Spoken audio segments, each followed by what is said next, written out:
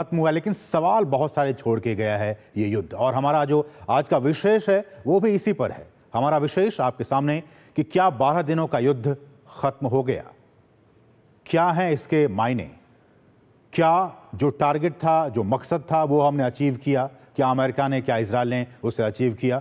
बहुत सारे सवाल हैं, हम इस पर आज चर्चा करेंगे। हमारे साथ इस विषय पर चर्चा करने के लिए दो बहुत ही खास मेहमान जुड़ चुके हैं।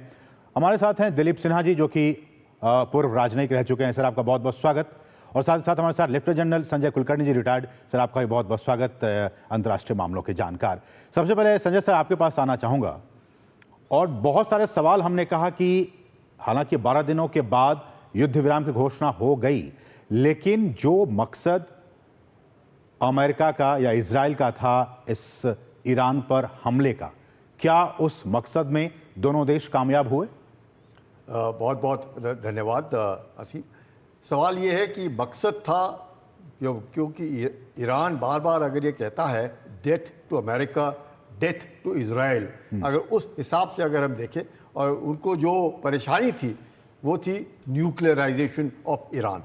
अगर न्यूक्लियराइजेशन ऑफ ईरान और वेपनाइजेशन प्रोग्राम जो ईरान का था, अगर हम ये कहें कि जिस प्रकार से उन्होंने निहांस में, इस्फहान में, फारोद में जो टोटल डिस्ट्रक्शन किया है, और उसके ऊपर भी लोग सवालात उठा रहे हैं, लेकिन माना जा सकता है कि कम से कम और कुछ नहीं तो ईरान को 25 साल पीछे तो ढकेल ही दिया। अगर उस हिसाब से अगर देखा जाए तो हाँ, अगर उसके साथ साथ एम प्लस अगर अमेरिका का या इजराइल का था कि चेंज ऑफ रेजीम, वो मुझे लगता है शायद उन्होंने वो एम रखना नहीं था, वो कहना भी नहीं था, क्योंकि चेंज ऑफ रेजीम जो है, जब वो ईरानियंस खुद डिसाइड करेंगे कि कौन उनको राज करेगा, क्या आयतुल्ला करेंगे या कोई और करेगा, क्योंकि वहाँ पे अगर दखलंदाजी देते तो शायद मुझे लगता है गड़बड़ हो सकती थी।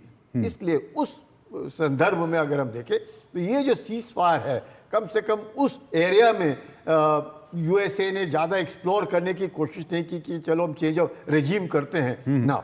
और जहाँ तक सवाल न्यूक्लियराइजेशन का था, यस, मैं कहूँगा कि काफ़ी हद तक मैं कंप्लीट भी का अगर हम कहें कि 99% तो कम से कम, क्योंकि 400-450 किलो यूरेनियम था, वो कहा जाता था, वो यूरेनियम कहाँ गया उसका पता नहीं चला, रेडिएशन नहीं हुआ। इसलिए डाउट हो रहा है सर कि उसको अगर शिफ्ट कर दिया 400-500 किलोग्राम यूरेनियम मटेरियल को, तो उसके बाद तो फिर वो ऐसा काम कर सकता है।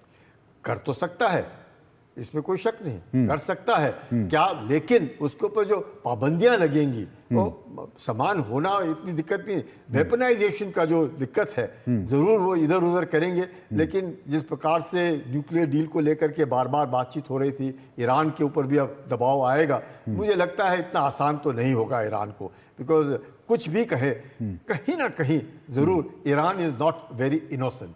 चाहे हम किसी को कितना भी कहे, ईरान, क्योंकि कौन अपना न्यूक्लियर पीसफुल प्रोग्राम जमीन के 80 मीटर नीचे गहराई में ले जा करके करता है, कोई भी नहीं करता है। अगर वहां पे रेडिएशन निकलेगा नहीं तो मुझे लगे इतने 30,000 पाउंड के बम गिरेंगे तो वो तो वैसे ही कैप हो जाएगा, क्योंकि वहां से निकलेगा क्या, क्योंकि जो भी है वो पूरा का पूरा तो बंद हो गया होगा। इतने 30 हज़ार के अगर 12 बम उधर गिरेंगे तो मुझे नहीं लगता कोई चीज़ वहां पे बच भी सकती है। लेकिन ज़रूर अब थोड़े दिनों में पता चलेगा, पर युद्ध विराम हुआ है, इसके ऊपर अमल करें, और मुझे लग रहा है कि धीरे धीरे करके अमल करेंगे। 6 घंटे 12 घंटे 6 घंटे जैसे कहा है, तो कल तक पता चल जाएगा अगर युद्ध विराम अमल हुआ तो वाकई विश्व में शांति आ सकती है। दिलीप सर, आपको लाना चाहूंगा चर्चा में। और जैसा कि मैंने सवाल पूछा कि क्या जो टारगेट्स थे, क्या जो मकसद था, जो उद्देश्य था, उसको अमेरिका ने, इजराइल ने क्या हासिल कर लिया, और दूसरी बात कि आपको क्या लगता है कि इतने दिनों के युद्ध के बाद अब युद्ध विराम की, संघर्ष विराम की स्थिति है, उसके बाद भी आपको लगता है कि आने वाले दिनों में, अभी नहीं, 1 महीने बाद, 2 महीने बाद, 6 महीने बाद, ईरान फिर से उन्हीं कार्यक्रमों को फिर से शुरू करेगा, इतनी हिमाकत वो करेगा? हाँ, ये जो आपका जो ये सवाल था कि क्या ईरान अपने कार्यक्रम को आगे बढ़ाएगा, इसमें तो कोई संदेह नहीं होना चाहिए किसी को कि ईरान पूरी कोशिश करेगा कि उसका जो कार्यक्रम था परमाणु हथियार बनाने का, वो आगे बढ़े। उसमें निश्चित रूप से उसे बहुत धक्का लगा है, जैसे जनरल कुलकर्णी ने कहा, और काफी दिनों तक उसे परेशानी होगी इसे दोबारा शुरू करने में, लेकिन 400 किलो यूरेनियम उसने बचा लिया है। और अब वो कोशिश करेगा कि वो कार्यक्रम दोबारा शुरू करे। उसमें रुकावटें आएंगी, परेशानियां होंगी, लेकिन उसकी जो मंशा है वो निश्चित रूप से और दृढ़ हो गई है कि उसके लिए बहुत जरूरी है कि वो अपने परमाणु कार्यक्रम को आगे बढ़ाए।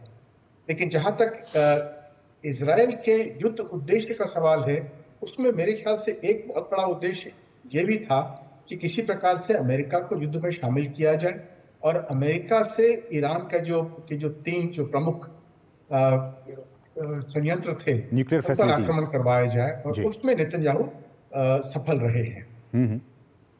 नहीं, लेकिन सर इसमें सबसे इंपॉर्टेंट सवाल तो ये भी है कि जिस तरह से अमेरिका भी शामिल हो गया, और खबरें ये आई कल रात के बाद से कि जब यूएस बेसेस जो कि खासकर जो खाड़ी मुल्कों में हैं उस पर जब ईरान ने अटैक करना शुरू किया, ये मीडिया रिपोर्ट्स में, उसके बाद से सीज फायर के लिए अमेरिका आगे बढ़ा और उसके बाद दोनों देश राजी हुए।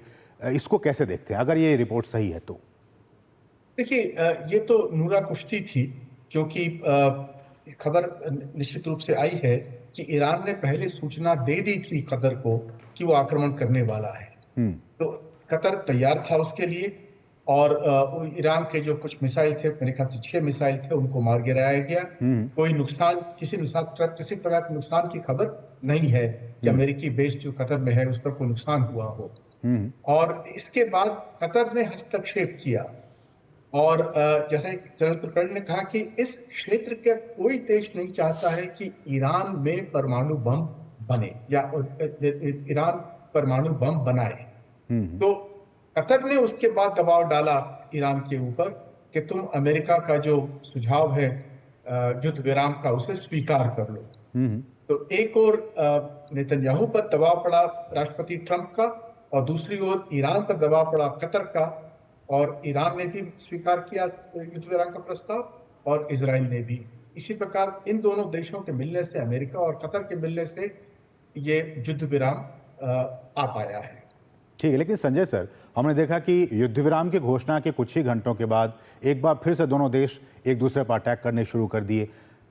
जब ट्रंप नाटो की मीटिंग के लिए जा रहे थे, उन्होंने इस बात को लेकर नाराजगी जाहिर की और दोनों को कहा कि आप युद्ध विराम के नियमों का, शर्तों का पालन करें। आपको लगता है कि ये जो युद्ध विराम है, संघर्ष विराम है, वो चल पाएगा, टिक पाएगा, क्योंकि दोनों देश अभी भी तनातनी की स्थिति में हैं?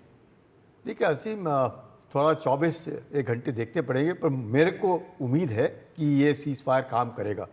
फौज के अंदर अमूमन जब सीज फायर की घोषणा होती है, और ऐसे वक्त में जब आप देखते हैं कि इंटरनेट के ऊपर कंट्रोल है, कम्युनिकेशन के ऊपर कंट्रोल है, क्योंकि कहीं ना कहीं हैकिंग हो जाता है उसके ऊपर सिक्योरिटी के मद्देनज़र, तो जो जवान, जो नीचे लेवल पर लोग हैं जिन्होंने मिसाइल लोड कर रखी हैं, सेफ्टी पिन उसका निकाल रखा है, कहीं ना कहीं तो उसने फायर करना है। को जब तक उसके पास खबर आती है, आप ये भी देखिएगा कि ईरान के जो ट्रुप्स हैं उसके टॉप लीडरशिप खत्म हो गई। नंबर 1 गया, नंबर 2 गया, नंबर 3, और नीचे लोग, उनमें इतना आक्रोश है इजराइल के बरखिलाफ। तो उस आक्रोश को देखते हुए वहाँ न्यूक्लियर साइंटिस्ट मारे गए, उनका न्यूक्लियर इंस्टॉलेशन खत्म हो गया, उनका लॉन्चिंग पैड्स खत्म हो गए। मतलब ईरान तो टोटली बैकफुट पर था। और अब जब सीज फायर की घोषणा होती है, इसलिए ट्रंप ने कहा 6 घंटे, 12 घंटे और फिर 6 घंटे, और फिर जैसे कहा उन्होंने 12 दिन का युद्ध जो है वो समाप्त माना जाएगा।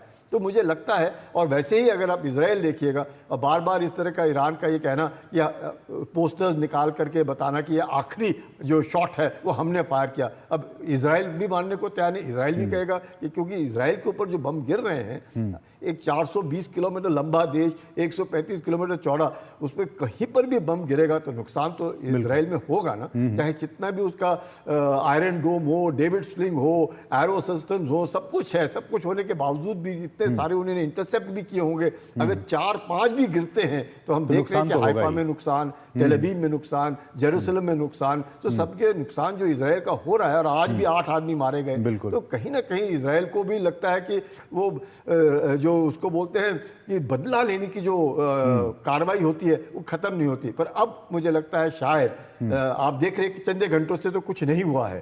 और ये जैसे आपने देखा ऑप सिंदूर के वक्त भी, जब सीज फायर, मतलब मैं सीज फायर तो नहीं कहूँगा, मतलब सेसेशन ऑफ फायरिंग जब हुआ, तो उसके बाद थोड़ा वक्त लगता है। तो इसमें कोई शक नहीं, और उम्मीद करते हैं कि कल तक इसका बात साफ हो जाएगी कि क्या ट्रंप कुछ स्थिति ने जो रहती है कहा वहाँ है सीज फायर को लेकर के उसके ऊपर अमल करेंगे। लेकिन दिलीप सर, जैसा कि कुलकर्णी सर ने कहा कि स्थितियां ईरान के जिस तरह से पीछे धकेल दिया गया है, काफी नुकसान हुआ है, संघर्ष विराम के लिए राजी हो गया है। डोमेस्टिकली देखा जाए, डोमेस्टिक पॉलिटिक्स के लिहाज से देखा जाए, ईरान का सुप्रीम लीडर खamenei और वहां पे वो चाहेंगे कि उनकी पकड़ जो है इस पूरे युद्ध के बाद से और भी मजबूत हो। आपको लगता है कि इस युद्ध के बाद से और युद्ध विराम की स्थिति के बाद उनकी पकड़ और ज्यादा मजबूत होगी ईरान की सत्ता पर, वहां के पॉलिटिक्स में, या अब उनकी पकड़ उतनी अब नहीं रह गई जैसे पहले थी?